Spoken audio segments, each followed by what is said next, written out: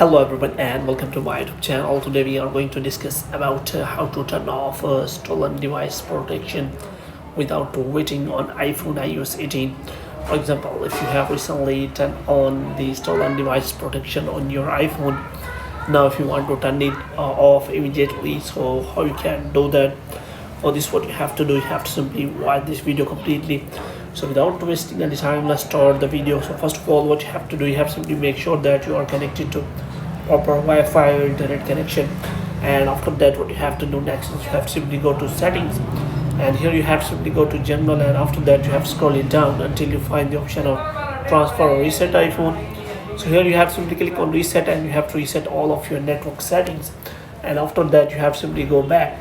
Now what you have to do, you have to simply go to settings again, and this time you have to simply click on face ID and passcode, and here you have to make sure that you remember your passcode, and because you have to provide here the passcode. Now what you have to do, you have to simply scroll it down until you find the option of turn stolen device protection.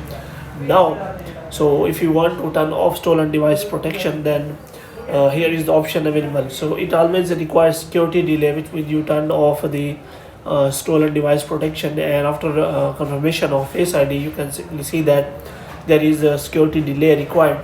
But if you do not want the security delay and you want to turn off the stolen device protection, then you have to remember one thing. So here is the option available, requires security delay. So here is option available that you can simply select away from the familiar locations, which means if you are at a familiar location and you have added the recently familiar location, then you can simply turn off the stolen device protection immediately.